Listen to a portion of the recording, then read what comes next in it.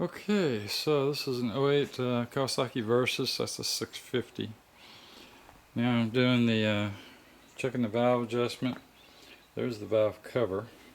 And if you're very careful with that, I guess you can probably reuse that gasket. But right here, they usually use a little glue on these, so you might have to kind of pry that off. You have some small rubberized gaskets here right around where the spark plugs are.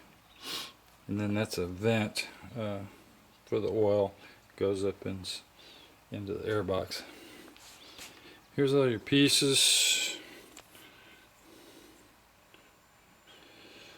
I've been told these were Ford. I don't know enough about it, but coil unplugged. So this here, air valve. At any rate, I think most people can. It's good to have a stand, obviously. I had to take my battery out. So I got 7 years out of that, I guess. That's not too bad. You have to pull this loose to get the battery out.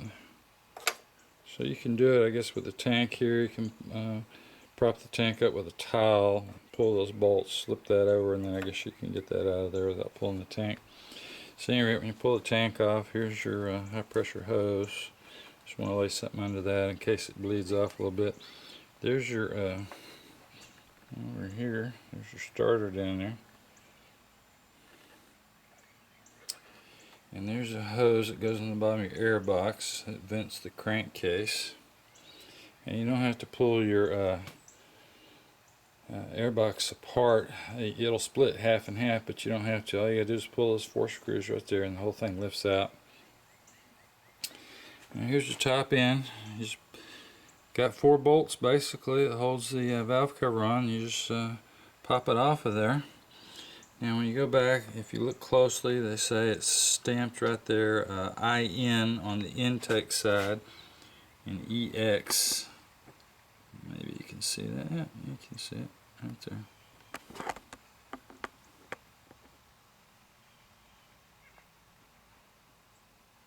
Alright, so mainly so when you get those off and you put them back on, you don't get them backwards. And then to get this off over here, you can see there's 4 bolts that hold this cover on, which is a top chain slider. And then you can pull those cams. So, oops, let's just look at it here. No, I guess we got to go around. Alright, so to get the cams off, you got to pull the cam chain tensioner. So there you go, right here on the side. You pull that bolt, pull the spring out, and then you pull the other 2 bolts here and pull the tensioner out. That gets all your tension off of the chain. Now if you, I've got some sun on it, so I'm going to try to zoom in and maybe we can see it. So on your intake side, you should be able to see IN. Back up. Yeah, maybe you can see that. Should say IN and line up with the cover right here. On the other side, you should see it say EX right up there. Like here, let me put a little extra light on it.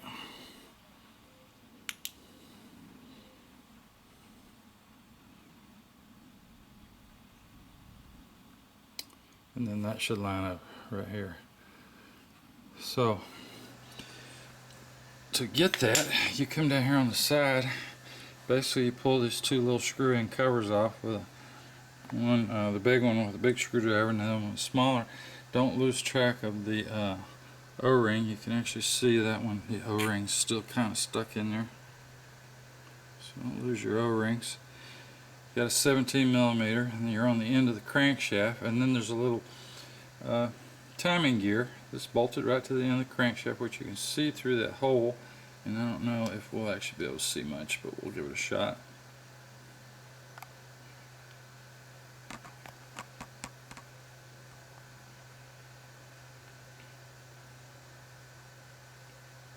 You might be able to see that right there.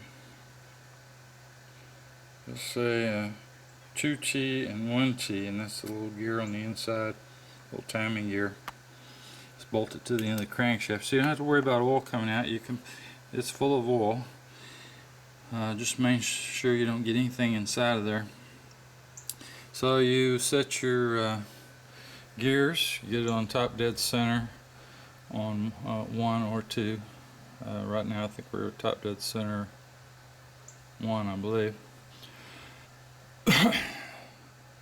And then you would just, like I said, you pull your tensioner, you loosen, get it off the top of your cams, and you can pull your cams out.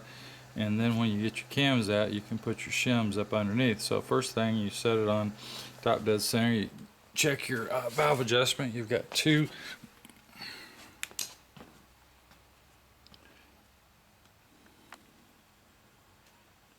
let's see, back it out slightly.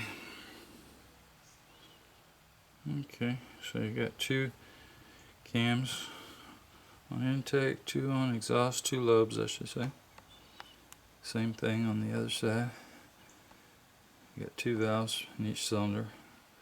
I think those lobes probably are timed the same, exactly the same I would assume, but maybe not, who knows. Might say in the book.